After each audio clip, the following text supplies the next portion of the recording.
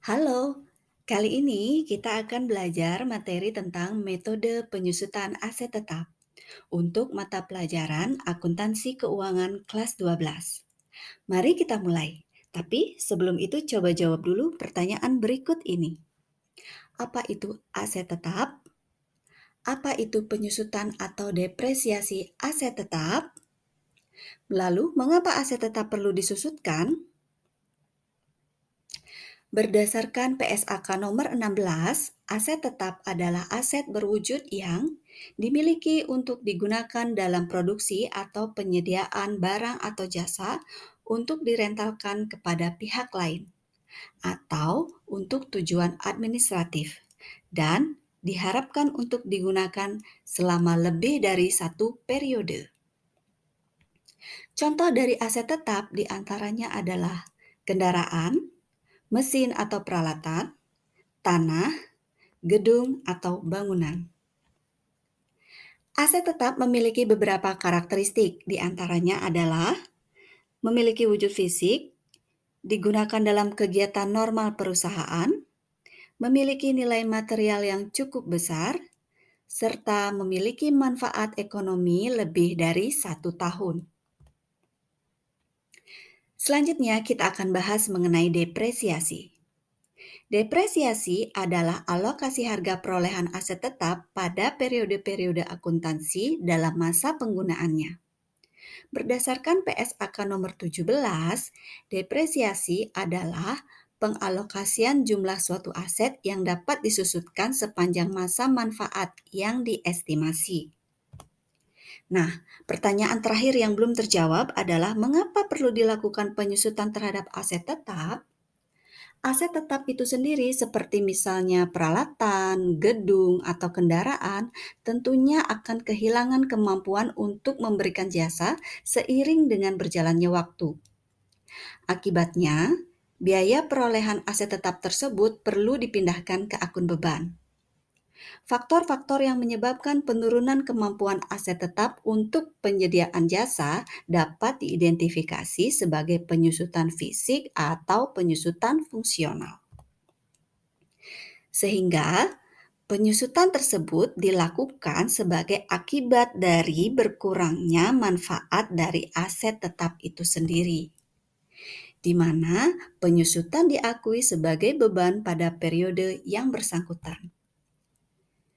Penyusutan ini dilakukan dengan tujuan adalah untuk mempertemukan atau penandingan antara pendapatan atau penghasilan dengan beban secara layak atas aset tetap atau matching cost principle.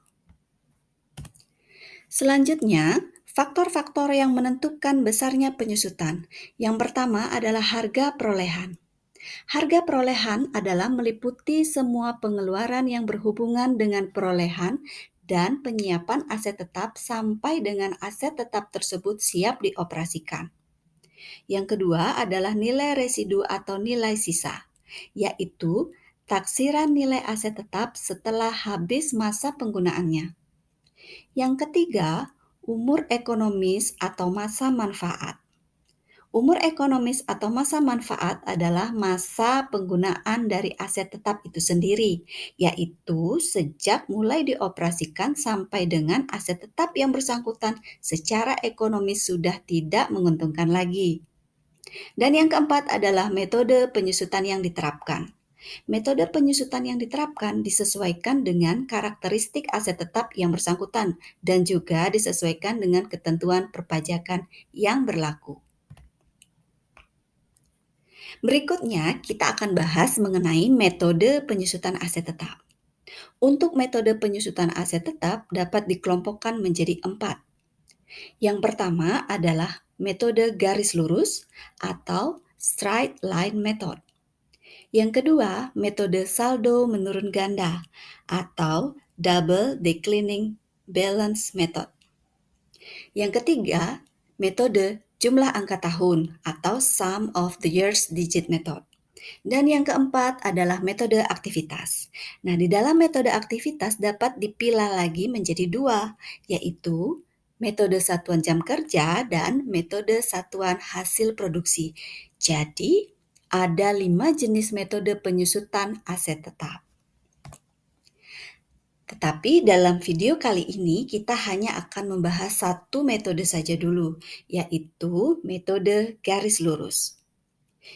Dalam metode garis lurus ini, beban penyusutan aset tetap per tahunnya adalah sama hingga akhir umur ekonomis aset tetap. Metode ini digunakan untuk menyusutkan aset tetap yang fungsionalnya tidak terpengaruh oleh besar kecilnya volume produk atau jasa yang dihasilkan.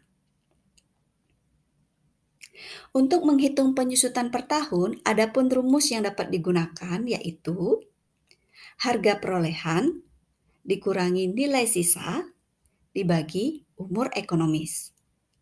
Atau kalian juga bisa menggunakan rumus yaitu mulai dari menghitung tarif penyusutannya dulu dengan cara 100% dibagi umur ekonomisnya. Selanjutnya, beban penyusutan per tahun akan dapat dihitung dengan cara tarif penyusutan dikalikan dengan harga perolehan setelah dikurangi dengan nilai residu. Nah, sekarang kita coba dengan contoh. Contoh yang pertama, pada tanggal 1 Agustus 2021, PT Gede membeli sebuah kendaraan seharga 500 juta rupiah. Nilai residu kendaraan adalah 284 juta rupiah, umur ekonomis kendaraan 6 tahun. Hitunglah nilai penyusutan kendaraan per 31 Desember 2021 dengan menggunakan metode garis lurus. Besar penyusutan per tahun dapat dihitung dengan cara harga perolehan dikurangi nilai residu dibagi umur ekonomis. Hasilnya adalah 36 juta rupiah per tahun. Beban penyusutan per bulan adalah beban penyusutan per tahun dibagi 12, sehingga 36 juta rupiah dibagi 12 hasilnya adalah 3 juta rupiah untuk penyusutan per bulan. Nilai penyusutan kendaraan per 31 Desember 2021 akan dicatat dalam Jurnal Penyesuaian 31 Desember 2021, yaitu beban penyusutan kendaraan di debit sebesar 15 juta rupiah dan akumulasi penyusutan kendaraan di kredit sebesar 15 juta rupiah. 15 juta rupiah ini didapat dari 5/12 dikali 36 juta rupiah. Kenapa 5/12? Karena beban penyusutan aset tetap dimulai dari aset tetap tersebut mulai dioperasikan. Sehingga beban penyusutan untuk kendaraan pada soal ini adalah sebanyak 5 bulan, yaitu dari bulan Agustus sampai dengan Desember 2021. Lanjut ke contoh yang kedua, dibeli sebuah komputer seharga 8 juta dengan taksiran nilai sisa 2 juta rupiah, persentase penyusutan komputer sebesar 25% per tahun. Tentukan umur manfaat komputer dan buatlah dalam tabel penyusutan. Untuk menghitung umur manfaatnya atau umur ekonomisnya, yaitu bisa menggunakan rumus tarif 100% dibagi dengan 25%. Hasilnya adalah 4 tahun, sehingga umur manfaat atau masa manfaat yang didapat adalah 4 tahun. Untuk menghitung penyusutan per tahunnya, kita gunakan rumus tarif kali harga perolehan dikurangi dengan nilai residu. Hasilnya adalah Rp1.500.000. Nah, selanjutnya adalah membuat perhitungan penyusutan dari tahun pertama sampai dengan tahun keempat. Seperti yang sudah dijelaskan tadi bahwa besar penyusutan setiap tahunnya adalah sama, sehingga besar penyusutan dari tahun pertama sampai dengan tahun keempat adalah Rp1.500.000 setiap tahun. Sehingga nilai buku aset setelah dilakukan penyusutan selama 4 tahun adalah tersisa sebesar 2 juta rupiah. Nah, bagaimana? Gampang kan menghitungnya?